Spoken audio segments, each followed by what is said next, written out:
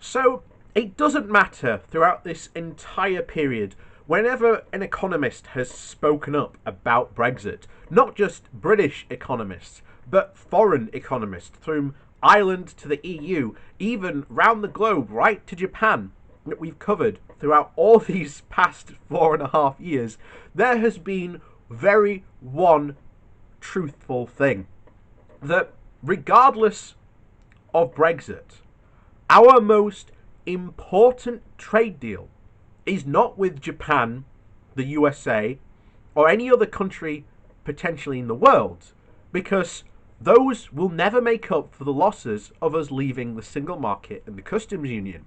This is why our most important trade deal will be, even after Brexit, will be and always will be with the European Union. And not only will this be the first time that we have seen the Conservatives trying to negotiate a quote a good deal, but we will see not only just after this year, but successive prime ministers and other negotiators go forward to the EU to try and get Britain quote a better deal.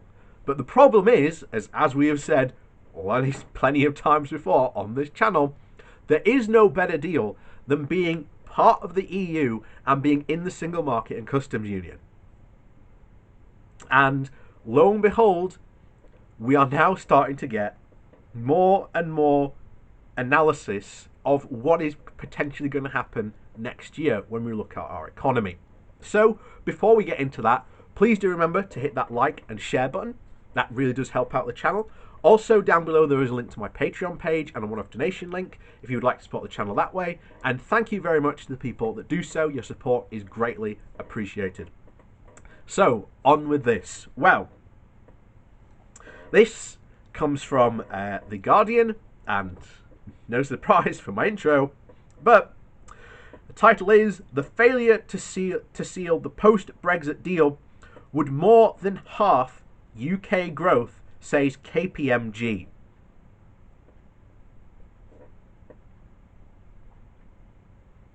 So, on with it.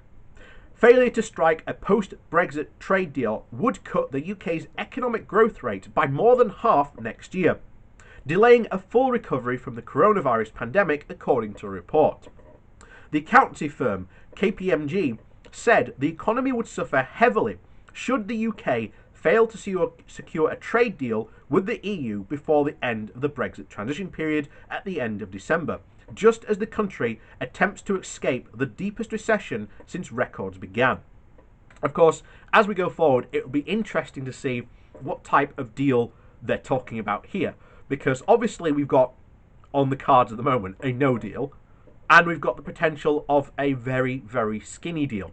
Now, we don't know what is going to happen. By the time I'm doing this video, we may already know what type of deal we're going to get. And I'm sure, as always, we're going to get economists looking into it and going over it with a fine-tooth comb. And as I'm sure we've told you before, but this deal is going to be very, very bad. And then the interesting question will have to be asked. We left all the EU and all this nonsense that you've put forward for the past 4.5 years for this terrible trade deal. How was this better? And that's the question the Brexiteers are going to have to ask. Or have to not ask, but actually have to answer. And it will be our responsibility to make sure that they cannot escape that question. So anyway, it continues. So the warning that companies will not be ready for such an outcome after a year of turmoil triggered by the pandemic. KPMG said that GDP would only be at 4.4% in 2021 without a deal, compared with just 10.1% if the UK and the EU maintained existing relations. So that's being in the customs union single market. Just goes to show you how important our being in that whole club and union really is.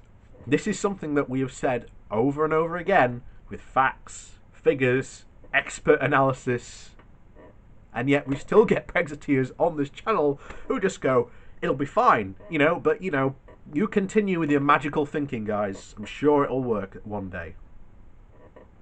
So, with businesses ill-equipped to cope with the disruption at the borders and leaving on World Trade Organization terms, would delay at the point at which the UK economy recovered to its pre-pandemic peak until about 2024, 2.5 years later than would otherwise be the case.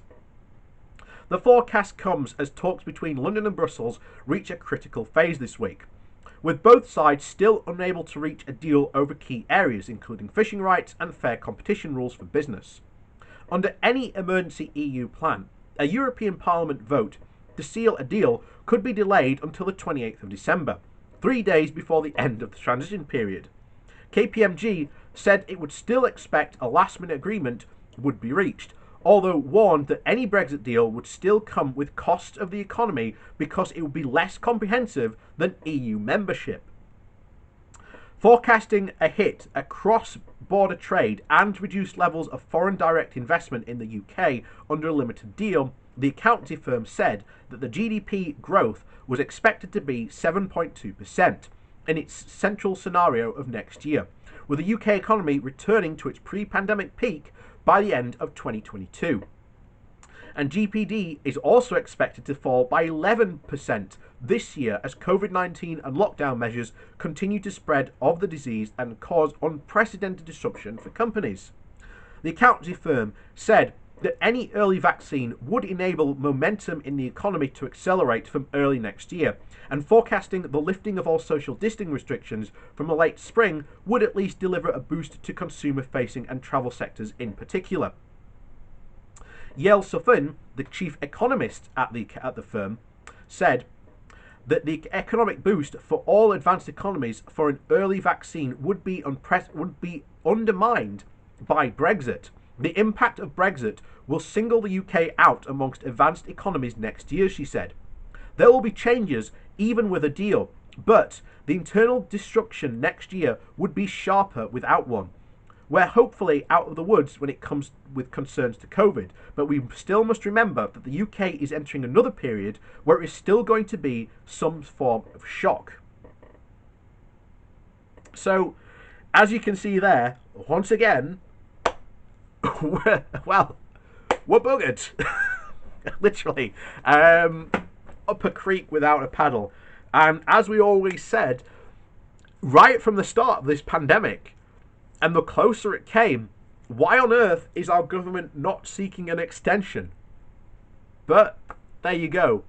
we are well and truly buggered. And again, it doesn't look good. It really doesn't. I get to the end of these things sometimes, these articles, and I don't know what to say to you, or honestly, half the time, but except more and more, we're just being proven right just how bad it really was leaving the EU, and that our economy is not going to be magically improved. Britannia, quote, is not going to be unchained from the beast of the EU. No, it's going to be there, and then it's going to go, well, that was a bad decision. That's literally what's going to happen. And as I said earlier on, the question that we need to put to Brexiteers is, we had this amazing relationship and trade agreements, political alignment, declarations, whatever, you name it, with the EU, that wasn't perfect. But it worked, and it was really good, and it added so much to our economy and people's lives, livelihoods, you name it. And now we're out of the EU, and we have this awful trade deal that is nowhere near worth what it was, the pain and suffering that it's causing now to achieve it. Not only that, but none of the trade deals that we're doing now with around the world and pursuing the agenda of global Britain is going to restore any of that prosperity. It's all lost and gone. So, has it been worth it? And the answer will be no. There'll be some Brexiteers who will say yes, it was worth it, but there will be nothing to show for it. They'll just spout their usual words and slogans, but it won't be worth it. People have lost jobs, livelihoods, businesses, companies, rights, regulations, you name it. We lose so much. And it will not be worth it. So with that, please do remember to hit that like and share button, and of course remember down below there are links to my Patreon page and a one-off donation link, and thank you to the people that do support me with that. As always, your support is very, very much appreciated. And with that, thanks for watching, and we'll see you all next time.